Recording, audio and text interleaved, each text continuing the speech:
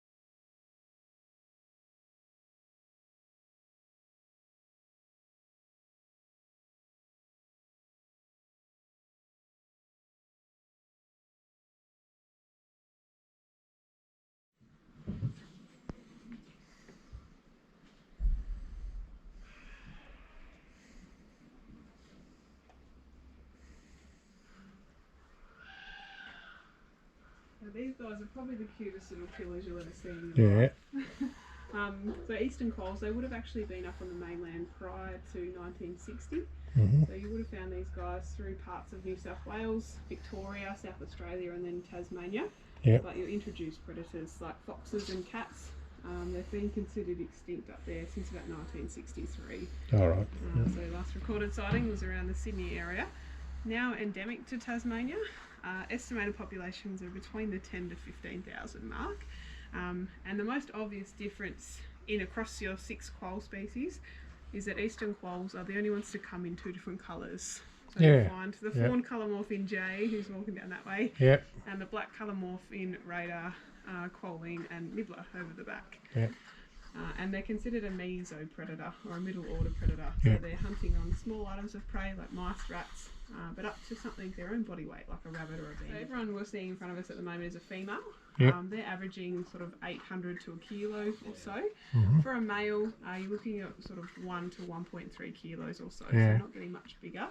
The sort of bigger eastern quolls, you can see bigger ones, they go up to about 2 kilos. And you usually see them along more of the east coast of Tassie, with a bit of a theory that they're eating more of your actual mammal-based diet. So spotted tail quolls, these guys you'll find them on the mainland still too. So you've got a subspecies in northern Queensland. From there, parts of lower Queensland, New South Wales, Victoria, and a subspecies down here in Tasmania. And Tasmania is considered their last stronghold of a population. So across the area, estimates are sitting at about 14,000 or so, with 8,000 of those being down here in Tasmania. They are considered apex in their predator status, so very effective little killers. You'll see them similar to how these girls are showing off their climbing skills. They'll climb up, jump down on their prey item, and then essentially go for the back of the neck. And they are very capable of predating on something 3 to 4 times their own body size. So Bennett wallabies, brush-tailed possums, paddymellons, essentially anything is on the menu for these guys. They've been seen taking down reptiles, like any kind of lizard, frogs, snakes. There was a video of a spotted tail quoll taking on a tiger snake down here in Tasmania. And things like crayfish, mice, rats, any type of insect. They've got pretty big varied diet, these guys. And the way, or why they're called spotted tail quoll, is that they're the only quoll species to have the spots on the tail. Or into the mouth, like ingested. It'll essentially start the whole process in that next animal. So yeah, it's through close. So, is there a danger that it could come from wild animals to the captive ones here? No, so we do sort of have very strict biosecure coming in and out of the sanctuary for especially like staff and like the meat that we get, that sort of thing. So it's a ridiculously low risk. I wouldn't say it's impossible, but it is incredibly unlikely. The animals that are potentially brought in from wild populations to bring, say, fresh genetics into, they go up to potentially 2 years of quarantine before they're considered potentially brought into a facility like this. So it's very, very, very unlikely.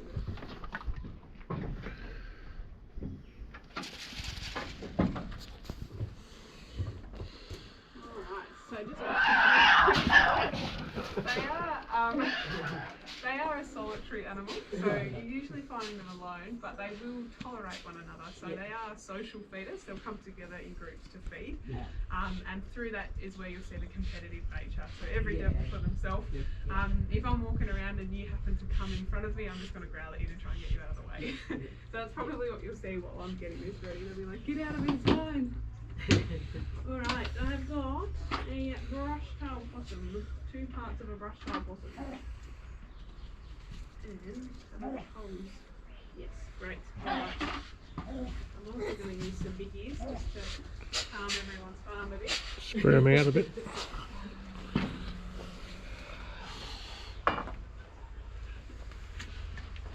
Hello, boys.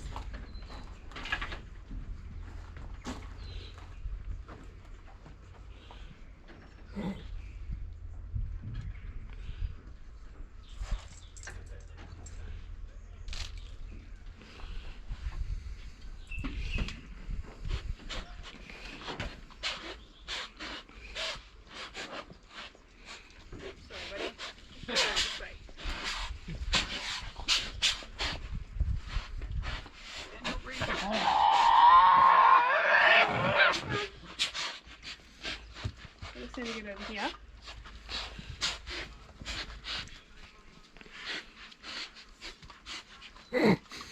I want it now. He's like, I'm not going to wait. Not too sure how long that'll last for. Possum skin's not the strongest. So 2, 4, 6, 8. That's everyone. So I've got 8 boys over the front here, and they've all just had their 2nd birthday. So, oh, he got that off straight away. You go back. Thank you. As far as I can get it. It looks like it's going to rip anyway. I've got a backup piece. So these guys are just living cave. If you're better to their body size, they've actually got the strongest bite force of any animal. And they will literally be eating everything that I have just stuck in front of them. And then hopefully once they get that off there again, they don't run away with it. I'll hold on to this one for a minute in case they do. So they're starting off with your more nutritious parts, like your organs and your muscle. And then they're going to head through to the bone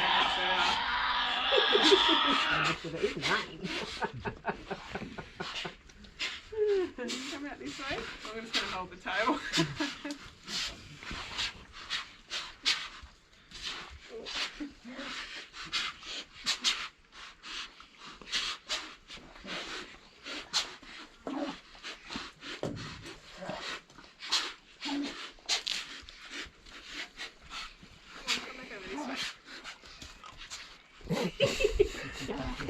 Give me the possum and I'll go. This is Brazil, who I've got hanging off the possum at the moment.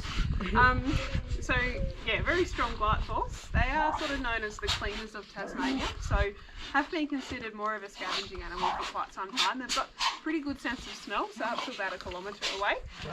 Yeah, very impressive. Their eyesight, however, is pretty poor, so they're only seeing about 1 metre or so in front of them, which does make them not only more a better scavenger, but more of a cautious animal.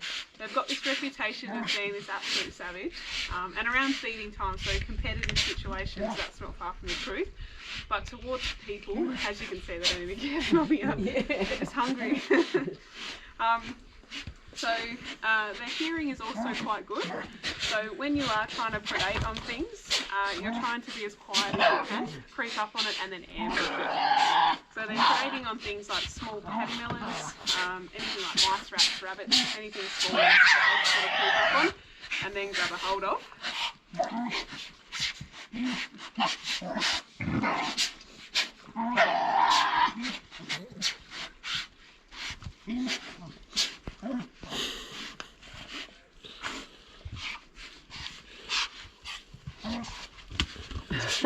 He thinks it's on a stake, which is why he keeps jumping with it. He's worked out if you jump or it's on a stake, it might come off. Yeah, that's pretty much what he's done. I'm over this way.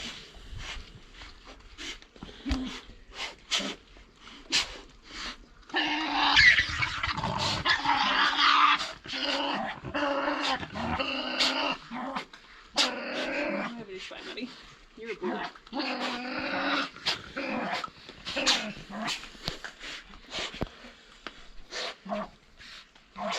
So you'll see with the sort of getting very close to each other, that sort of competitive nature, the biting and the scratching of everyone, that's essentially when you'll see that cancer transmitted, so through that cell-to-cell contact.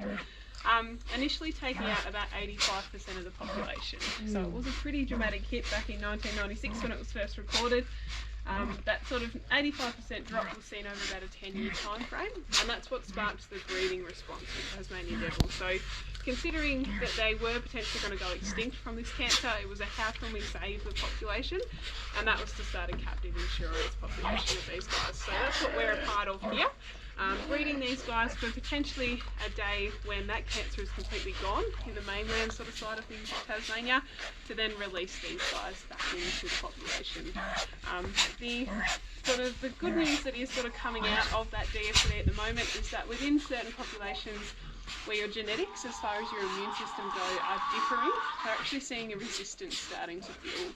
So animals are still getting infected with it, but you'll see the tumours themselves actually regress and right back to being a healthy animal. And initially when it started, the genetics in your immune system was the thing as to why it spread so easy. So when it first happened, it wasn't recognised by the body as foreign, so something they wanted to try and fight off. And there was a lot of inbreeding going on in the East Coast populations too. So everyone was very similar in that respect, so spread quite fast. Yep. Good boys. Sorry, you may have already said this. Are they all across Tasmania? Pretty much. So the East Coast populations have been more impacted. So you usually see, if you're seeing animals over that way, you're usually seeing them with DFTD. They are somewhat still there though, just a lot harder to spot. The further west you go, the more sightings we're usually getting people see. Yeah. After river area, so that's from here it's slightly north but west of this area. That's probably where we tend to see people reporting most sightings of these guys. There is a population which is very far northwest Tasmania, near Woolnoth, that seems to be completely DFTD free as well, so that's also a bonus. So they're still definitely around, just in pretty low numbers. The estimated population at the moment is about sort of 10 to 15,000, but they are seeing a stabilisation within that number at the moment. So also quite good news, considering they were going straight down. Any change to that is good. So there's a lot of positive news coming out of these guys at the moment.